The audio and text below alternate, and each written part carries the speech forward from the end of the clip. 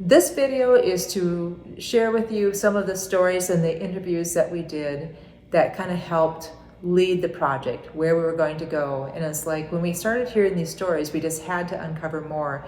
We didn't include all of the interviews, but it gives you a good sense of the pride and the welcoming feeling that people have when they talk about Memorial Park. Here's some justice to those that couldn't make the final cut. Well, one of my memories is when we were in elementary, and I'm sure a lot of people will say the same thing, but the last day of school was special because we got to go down to the from the elementary, walk all the way down to the Memorial Park. And we'd hold on to each kid's hand, like a little train. And then we got to play at the park, and at that time they had a concession stand underneath the shelter house. So that was a big deal to be able to go and get some ice cream or a pop or a juice box. Well, they didn't have juice boxes back then, but something to drink. And then we'd play, have games and such. On the big shelter house on the north side of the highway, in the basement, there was a concession stand that was open on Sunday afternoons, and you could buy candy, pop, treats like that. And way back in the 50s and 60s, the county museum was actually in the basement of that. Now it's right along the river where Highway 23 goes by. But that in those days, back in the 60s, it was in the basement of that big shelter house. And it was fun to go in there. It was kind of a little musty, as you can imagine, because it's down underneath in the cellar. But one thing I remember, and I don't know if they have it at the museum now, but there was actually the skin of a rattlesnake that had probably came off a boxcar along the railroad, and someone had killed it and skinned it, and they had that rattlesnake skin stretched out in one of the display cases. Was it like super popular back then? Yeah, I think a lot of people went to the park because we didn't have all these activities like you kids have now. It was a big deal when we were kids, when I was growing up, to even just have a bicycle at our house. And so we had to make up our fun activities and use our imagination, I guess. Yeah. If you had one thing from the park that used to be there and you were able to take it back to now, what would it be? Probably my youth, if I could get that back. But no, it was just a fun time, and I think maybe it'll come back. 50 years ago, people didn't have lake cabins and central air conditioning and things like that. So on a Saturday or a Sunday, people gathered in the park. And I guess I'd like to see it used like that again. If you could go back in time and just pluck one thing out at Memorial Park and put it back to where it is today, what would it be? Apart from the concessions. Yeah. Well, I like food. I don't know.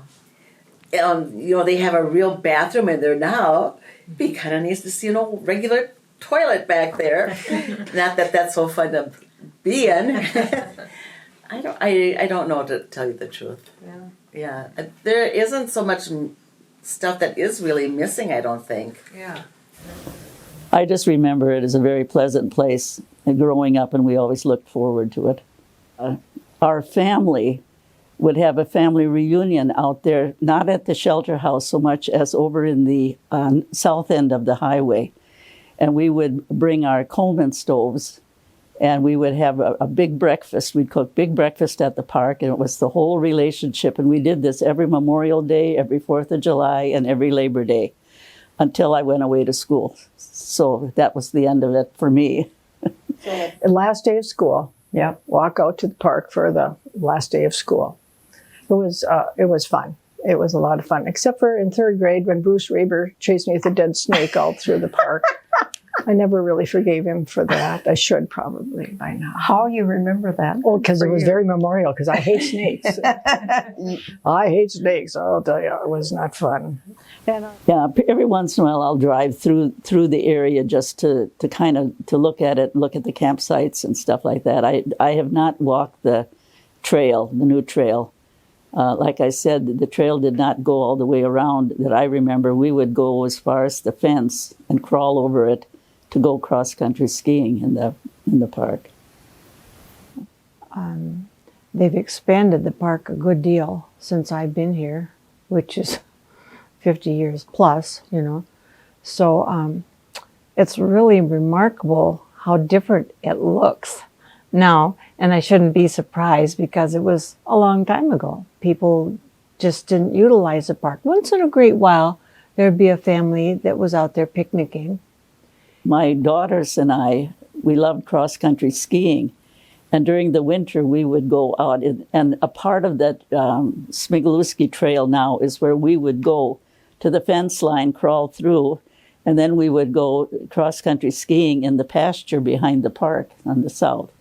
And what I remember mostly was all the number of little cacti that were out there growing by the rocks. So, and if there wasn't a lot of snow, you'd see the cactus.